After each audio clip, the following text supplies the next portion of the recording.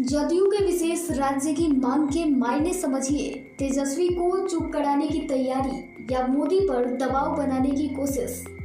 2014 के बाद केंद्र में नीतीश कुमार का कद एनडीए सरकार में पहली बार सबसे ज्यादा पावरफुल है।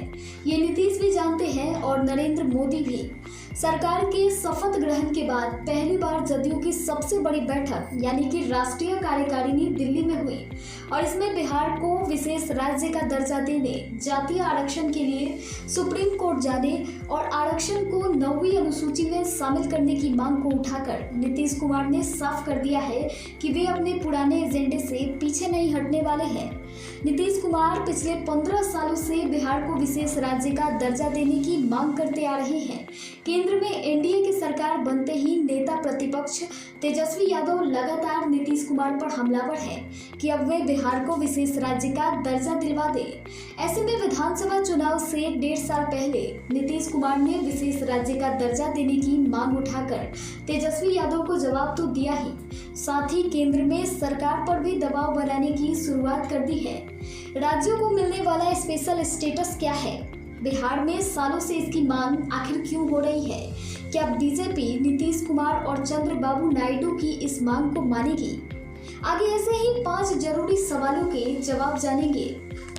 पहला, राज्यों और केंद्र के बीच पैसे का बंटवारा आखिर कैसे होता है और विशेष राज्य का दर्जा क्या है?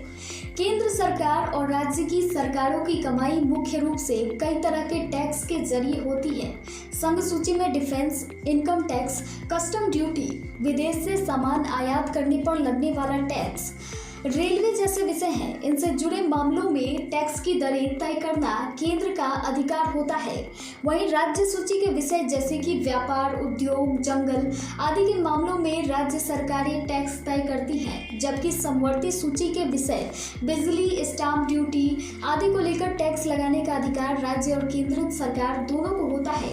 क्योंकि भारत में केंद्र सरकार की कमाई सामान्य तौर पर राज्यों से ज्यादा होती है, इसलिए संविधान के अनुच्छेद 275 के जरिए संसद यानी केंद्र सरकार को इस बात का अधिकार होता है कि वह उन राज्यों को अनुदान दे सके जिन्हें उनकी नजर में मदद की ज्यादा जरूरत है। राजस्व का वह हिस्सा जो केंद्र सरकार राज्यों के साथ बांटती है उसे डिविजिबल पूल यानी विभाजित किया जा सकने वाला राजस्व कहते हैं। केंद्र और राज्य में कमाई का संतुलित बंटवारा कैसे होगा? राज्यों को डिविजिबल पूल से कितने प्रतिशत पैसे मिलेंगे यह तय करने और नियंत्रित करने का काम वित्त आयोग का होता है।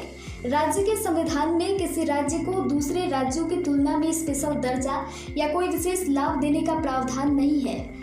साल 1969 तक केंद्र के पास राज्यों को अनुदान देने का कोई भी तय मानक नहीं था। केंद्र की ओर से राज्यों को विकास और आर्थिक सहयोग की योजनाओं के जरिए ही अनुदान दिए जाते थे।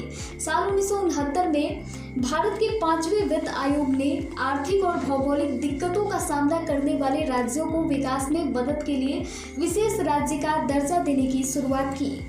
चलिए दूसरे सवाल की ओर बढ़ते हैं।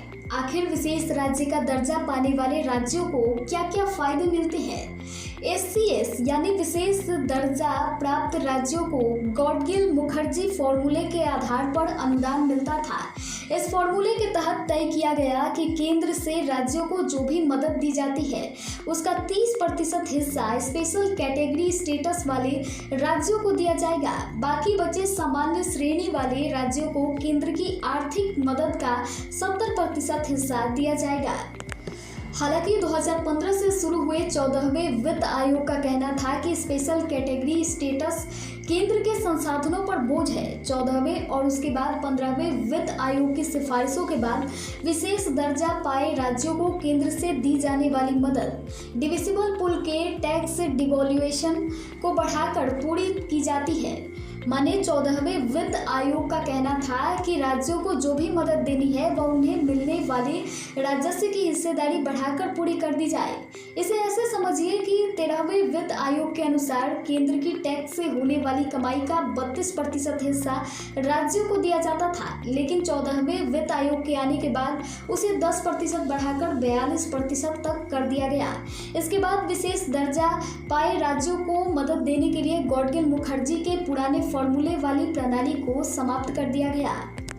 हालांकि विशेष दर्जा पाए राज्यों को सीमा शुल्क, उत्पाद शुल्क, इनकम टैक्स और कॉर्पोरेट टैक्स में छूट का प्रावधान है, ताकि इन राज्यों में नए उद्योग लगाने और निवेश को बढ़ावा मिल सके। वहीं तीसरा प्रश्न यह उठता है कि नीतीश कुमार बिहार के लिए विशेष दर्जे की मांग आखिर क्यों करते रहते हैं।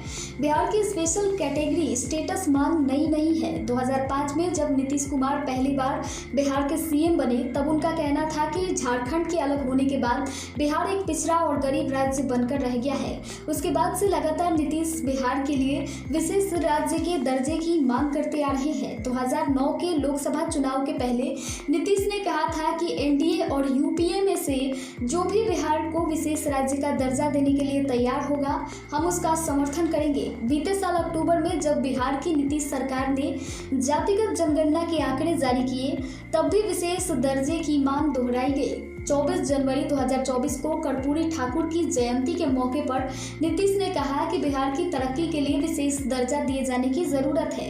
बिहार के तर्क है कि राज्य की गरीबी और प्राकृतिक संसाधनों की कमी के अलावा राज्य में सिंचाई के लिए पानी की कमी है।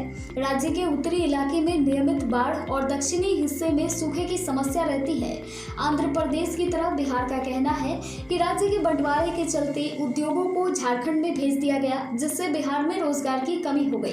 बीते साल नीतीश ने विशेष दर्जे की मांग के साथ यह तर्क भी दिया था कि बिहार में लगभग 94 लाख गरीब परिवार रहते हैं। ऐसे में अगर 5 साल के लिए विशेष राज्य का दर्जा मिल जाता है तो बिहार सरकार को योजनाओं में लगाने के लिए जरूरी 2.5 लाख रुपए जुटाने में कुछ मदद मिल सकेगी। वहीं चौथा प्रश्न कि क्या अब किसी राज्य को स्पेशल कैटेगरी स्टेटस का दर्जा दिया जा सकता है। किसी राज्य को दूसरे की तुलना में स्पेशल ट्रीटमेंट देने का कोई प्रावधान नहीं है। राज्यों को केंद्र की तरफ से आर्थिक मदद के लिए स्पेशल कैटेगरी का दर्जा योजना आयोग की ओर से दिया जाता था। 2014 में ही मोदी सरकार योजना आयोग को समाप्त कर उसकी जगह नीति आयोग को लेकर आई थी। नीति आयोग के पास अब स्पेशल कैटेगरी स्टेटस के आधार पर किसी राज्य को विशेष फंड देने की शक्ति नहीं है। ऐसे में अब केंद्र सरकार के पास नए सिरे से किसी राज्य को विशेष सहायता देने का प्रावधान नहीं है। अब किसी भी राज्य को विशेष दर्जा देने के लिए केंद्र को नए सिरे से कोई प्रस्ताव पारित करना होगा। वहीं अगर 5वें प्रश्न की बात करें कि नीतीश विशेष राज्य दर्जा देने की शर्त रखते हैं, तो बीजेपी के पास क्या क्या विकल्प है। 2014 में जब केंद्र में एनडीए की सरकार बनी, तब नायडू की पार्टी एनडीए का हिस्सा थी। नायडू ने उस समय भी आंध्र प्रदेश को विशेष राज्य का दर्जा देने की मांग की थी। जब केंद्र ने उनकी मांग को पूरा नहीं किया, तो 2018 में नायडू ने केंद्रीय मंत्रिमंडल में शामिल अपने 2 मंत्रियों को इस्तीफा दिलवा दिया और खुद एनडीए से अलग हो गए। इसके बाद नायडू लगातार इस मांग को लेकर प्रयास करते रहे। आंध्र प्रदेश की विधानसभा में उन्होंने कहा कि वह इसके लिए बीजेपी के बड़े नेताओं से मिलने 29 बार दिल्ली गए। जगन मोहन रेड्डी ने उनकी असफलता को लेकर लगातार हमला किया। हालांकि जगन ने फरवरी 2024 में विधानसभा में कहा कि वह चाहते हैं कि किसी भी पार्टी को लोकसभा में पूर्ण बहुमत न मिले, ताकि आंध्र प्रदेश विशेष दर्जे की मांग के लिए केंद्र से सौदेबाजी कर सके। अब नायडू के पास वही मौका है। वरिष्ठ पत्रकार प्रवीण बागी कहते हैं कि बिहार को विशेष राज्य का दर्जा की मांग नीतीश कुमार का पॉलिटिकल स्टैंड है, जहां पे नीतीश कुमार के वरिष्ठ मंत्री विजेंद्र यादव ने तो कहा था कि हमने बिहार को विशेष राज्य के दर्जे की मांग का मुद्दा छोड़ दिया है। बीजेपी पर दबाव बढ़ाने के लिए नीतीश कुमार यह मांग दोहरा रहे हैं।